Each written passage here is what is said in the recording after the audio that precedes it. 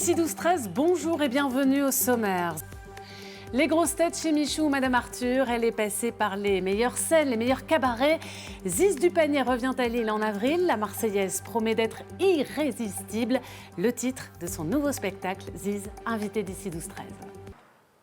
Elle revient avec un nouveau spectacle, un indice dans le titre. Écoutez bien, irrésistible.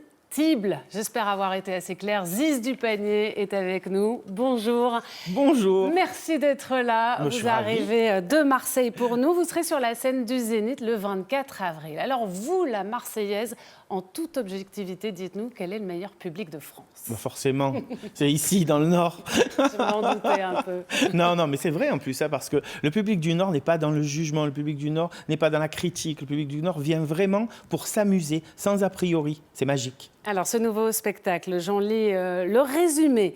À plus de 50 ans, Ziz découvre les joies et les petits désagréments de la ménopause. Son mari est parti avec une jeunette toute pimpante et elle va être grand-mère. Mais attention, pas question pour elle de faire la vieille branche qui sèche. On regarde un extrait.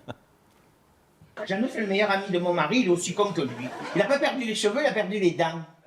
Et le Jeannot, alors il lui reste 3 chicots dans la bouche, le mec il est heureux. Il dit maintenant j'ai les dates de la chance là. Ce soir-là, je mangeais en face de lui. Je me disais, Ziz, la chance t'a abandonné. Sa femme, elle avait fait une salade de pois chiches. Dans sa bouche, on aurait dit le tirage du loto. Le franc-parler, toujours, Ziz, c'est ça votre marque de fabrique? Nature peinture, ouais. Surtout peinture. Mais là, c'est vrai que j'ai fait fort dans ce spectacle-là, parce qu'apprendre le même jour que je suis cocu et grand-mère, ça fait beaucoup. Ce sont des spectacles qui avancent avec vous, en quelque sorte? Oui, c'est ça. Depuis 10 ans, en fait, c'est une aventure extraordinaire, parce que j'ai commencé en racontant que j'ai été Miss Marseille en 1974. Oui. C'est pas changé, c'est toujours pareil. Non, vous n'avez pas changé. Pas après, ça a été 100% marseillaise, puis la famille Mamma Mia, où j'ai marié mon fils, et maintenant, règlement de compte à Hockey Choral avec mon mari qui m'a trompé. Voilà, la suite, et c'est logique.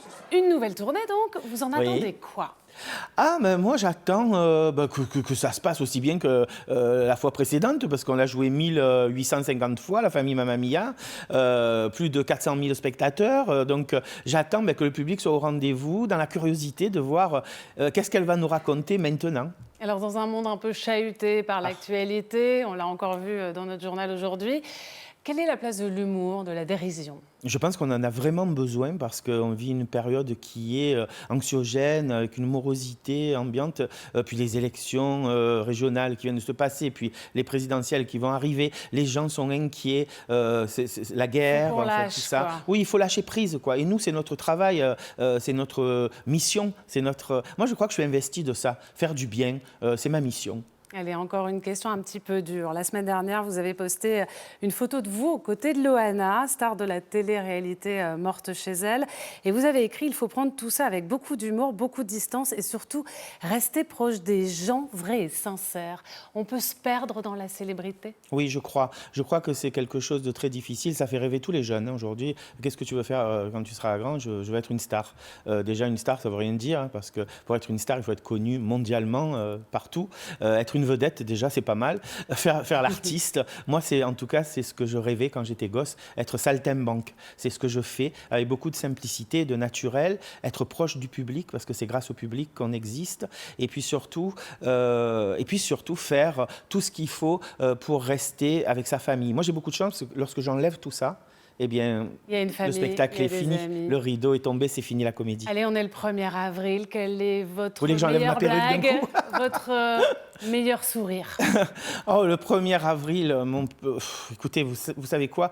C'est le 1er avril toute l'année. Moi, j'aime faire des gags, j'aime faire des blagues, j'aime faire des cadeaux. C'est moi, ça, tout ça. D'ailleurs, je vous ai porté ça, regardez. C'est une créatrice marseillaise qui fait ça. Superbe. Et c'est pas, c'est le Palais Longchamp. Et c'est pour vous. Oh là là, rien pour moi. Merci beaucoup, je ne devrais pas l'accepter.